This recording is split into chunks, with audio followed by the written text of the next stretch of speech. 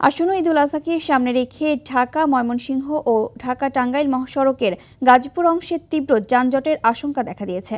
বিশেষ করে মহাসড়কের ৮টি গুরুত্বপূর্ণ পয়েন্টে ঈদ যাত্রায় ভোগান্তি বাড়তে পারে বলে ধারণা করা হচ্ছে। তবে ট্রাফিক পুলিশ জানিয়েছে, চান্দনা চৌরাস্তার নতুন উড়াল সড়ক চালু হওয়ায় এবার ঢাকামুখী যান চলাচল অনেকটাই সহজ হবে। গাজীপুর থেকে আজহারুল হকের পাঠানো তথ্যচিত্রে আরও জানাচ্ছেন লিওন আজাদ। প্রতি ঈদেই রাজধানী ছাড়ার প্রধান প্রবেশদ্বার গাজীপুরের মহাসড়কগুলো যেন হয়ে ওঠে এক একটি ভোগান্তির নাম। এবারও ঈদ যাত্রায় ঢাকা ময়মনসিংহ মহাসড়কের ৬টি এবং ঢাকা টাঙ্গাইল মহাসড়কের ২টি পয়েন্টে তীব্র যানজটের আশঙ্কা করা হচ্ছে।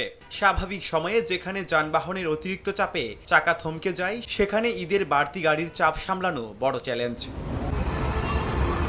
শুধু গাড়ির চাপই নয়, মহাসড়কের বিভিন্ন স্থানে গড়ে ওঠা ভাসমান বাজার, যত্রতত্র ময়লার স্তূপ, ব্যাটারি চালিত রিকশার দাপট, অবৈধ স্থাপনা এবং উল্টো পথে সিএনজি চলাচলকে যানজটের মূল কারণ হিসেবে দেখছেন চালক ও যাত্রীরা।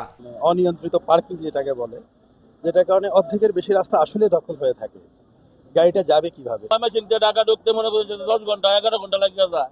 রাস্তার সাইডে দেওয়া বাজার, ঠিক আছে, কাঁচামালের বাজার, ফুটপাতে অটো, এগুলার লেগে গাড়িগুলি চালায় শান্তি পাওয়া যায় না। নিজেও যাইবো না, আরেকজন যাইবার দিব না, উড়াউড়ি পারাপারি। এই জন্য আমরা নিজেরাই যাই মনে করি। তবে এবারের ঈদ যাত্রার কিছুটা স্বস্তির সুবাতাস দিচ্ছে চান্দনা চৌরাস্তার নতুন উড়াল সড়ক। প্রশাসন বলছে, মহাসড়ক সচল রাখতে ফুটপাত ও অবৈধ স্থাপনা উচ্ছেদে বিশেষ অভিযান শুরু করেছে ট্রাফিক পুলিশ। লক্ষ্যচকর এবং অটো রিক্সা আমরা এটা কঠোরভাবে আমরা নিয়ন্ত্রণ করব।